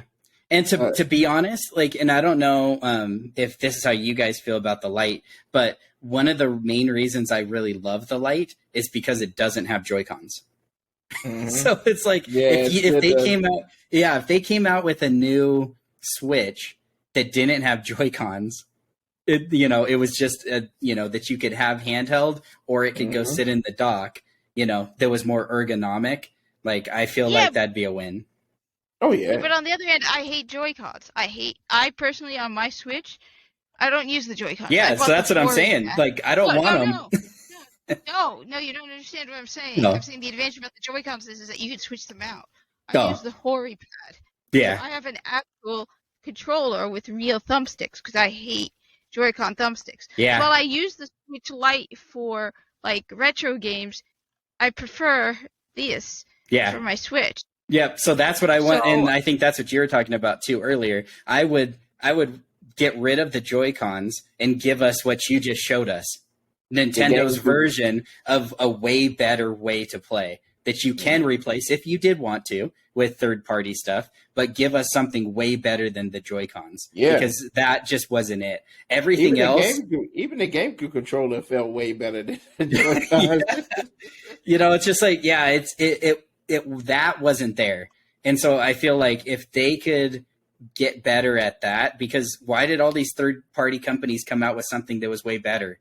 You know, because there was an issue and they were able to fix it. So hopefully Nintendo learned from all these companies, and they learned from what you just showed right now on the camera and said, okay, this is what people want. They want something like this. So now how about you buy it from us? You know, like we'll give you a good feeling, you know, one that you can still change out, but give us something that is a lot better, you know, because I'll play Overwatch on my Switch Lite or Apex. It's like, I hate this feeling. Yeah. Yeah. I do use for my Lite, I have the Satisfy grip, and I feel like that feels good for me. Like I usually use it like when I'm traveling, stuff like that. My son and I, we both play, so a lot of times we'll switch up, you know, switch back and forth. I'm totally fine on the Switch Lite playing pretty much any game. It does feel a lot more comfortable when I use the Satisfy grip, just because once again, it gives you something to hold on to, which even the OLED, you know, the newest Switch model doesn't give you that feeling since it's flat. The actual sticks don't feel good. You know, the buttons don't even feel the best, you know, well, they don't feel good, you know, compared to like all these third party ones. And I mean, yeah, it's almost like you have to buy something else, whether you're going with the Nintendo Pro controller, if you're going with a Power A version, a Razer version, whatever, it's almost like you have to, when you buy a new Switch, you have to buy one of those controllers because it just feels so much better. Yeah, so hopefully they realize that was the one thing that they're lacking besides graphics and internals and stuff. And they don't be like, all right, we got to reinvent this whole thing, you know, and do something completely out of left field, because I think that they have it. They just need to fine tune it now. Yeah, it's all about the fine tuning. Yeah, you're right about that for sure. Well, yeah. We'll wait and see when it comes to that. Yeah. But yeah, so we finally got to the end of the show. So I appreciate you for joining. We finally did it. Yeah, it's been a great show, and I definitely got to give it the old mission complete. Because I'm falling asleep in my chair. I was about to say I can't stick around for much longer because I'm falling asleep. Yeah, we finally made it. It's been pretty good. Had a good time on the show. Really awesome. We really was able to dive into a lot of really great stuff. How you feeling? Mostly coming back to the show, man. Oh man, it's always a blast. Always an honor to share a screen with you, even if our cameras are off, just chatting it up with you. I love it. You're such a cool dude. Got a ton of respect for you. All of your grind, all your hustle, all your shows are always fantastic. You're just such a genuinely nice and cool guy. Happy to call you my friend. And Kat down there now, it's so amazing to meet you. You are an awesome person. I don't know how I never knew you before, but yeah, you are awesome. And it was super nice to meet you, hear all of your thoughts and opinions. And yeah, once again, thank you so much for having me on the show. Oh, yeah. Yeah, man. Appreciate you, man. I'm definitely humble on that one. Yeah, it's funny how I met Kat. It's funny because I think I was looking through some content, Destiny content creator, and I happened to see her pop up. And I was like, oh, who is this person right here? So let me check her out. You know, and, you know, she amazed me. So I was like, yeah, you know, I would love to have her. One of the last two original Destiny people left on YouTube. She is. There's one other guy. Nice. And I look at her video every time she posts one up with her or whatever it is. You know, I always look at it. You know, to always support her. You know what she doing, man. We always need people like that. Oh yeah, and also turns out there's a survey that they sent out for Destiny, and one of them is teasing Destiny 3. So after Final Shape, so we'll see. what's going on, with that final shape coming around next year. So, yeah, if they teach Destiny 3, hopefully they go ahead and get rid of that old engine, put that new joint in there, and see how everything feels going forward. But that being said, so what we like to do mostly, we do the floor is yours, and you tell us how they can find you and what you got going on. Yeah, for sure. So my name is Josiah, aka Mostly Martinez. You can find me mostly on Twitter. That's where I check most commonly for like DMs, messages, stuff like that. It's actually Martinez mostly. Because it's a long story, but I've tried for years to get Mostly Martinez. Somebody has it and they're not even using it. But anyways, Martinez mostly over on Twitter. So that's where I'm mostly chatting it up and stuff. Besides that, we do have a YouTube channel. All of my content is mostly with my son, Hezekiah, who's 6. It's always been his dream to make content. So my wife and I, we're doing our best to help fulfill that dream. Since he's underage, I have to be with him on every single stream. So on YouTube, Hezekiah's Toys and Games. Now we're doing mostly like unboxing, short form media. So all shorts and stuff like that. And then on Kick is where we're predominantly streaming now. We've kind of made the move from Twitch. So it's Hezekiah's Toys and Games over on Kick, and we stream almost 6 times a week. Right now, we're doing Tears of the Kingdom. We're going to be doing that for a long time. And besides that, every Saturday, we do a show called My Next Gen Gaming because my son is my next gen. And that's over on The Rock Show on YouTube. So yeah, we're super blessed that he's allowing us to be part of his show. He has a really awesome community, a really big subscriber base. So it's really cool that every Saturday in the afternoons, me and Hezekiah do a show there. And then usually on a weekly basis, we've kind of took a break right now. I have a Star Wars podcast with a couple of buddies, which is mostly Star Wars on Kick. And it's also mostly Star Wars on YouTube for the VODs. So yeah, that's we stay pretty busy. Hezekiah and I just streaming all the time, and then I get to have a little bit of fun with my boys, talking about Star Wars and stuff like that. But I love being on other shows. Anytime anyone invites me, I'm like, yes. I just went on Secret Friends Unite, which is a really cool podcast that talks about, they have like Star Wars, Star Trek, video games, movies. So I've been on their show a couple of times. That's definitely a blast. Everybody knows probably Carpool Gaming. That's an awesome show too. I've been able to be on there. But anybody out there who wants to have me on, I'd love to chat it up, meet new people, talk about anything entertainment, to be honest. But that was a very long-winded answer to your question. Where you can find me, you can find me on Twitter. What do we do? I stream with my son. There you go, man. Sweet. Yeah, definitely. He's a solid guy, man. You definitely go check him out, man, guys, and I'll definitely put him on the show notes below once I put the audio out. And Kat, where can they find you and what you're gonna be doing next? All right, I'm on Twitter at GamerHijalbi. I mostly post stuff about the Corpus from Warframe because I love the Corpus. We're a merchant cult in Warframe. I'm also on YouTube. I have a YouTube channel, The Hijalbi Gamer. I live stream on weekends and I talk mostly pop culture stuff. I am breaking narratives, so to speak. I just did a video about Cleopatra. Netflix's Cleopatra. That was that was a trending video. I said that is the biggest video she's done. I was like, goodness gracious, it's crazy. Yeah, well, I am Egyptian, so people were wanting to know, Egyptians' take on the whole thing. So YouTube channel, The Hijalbi Gamer. At Gamer Hijalbi on Twitter. I'm going to be looking into Kick. I am on Twitch as well. Tomorrow is Sunday. I play Warframe every Sunday.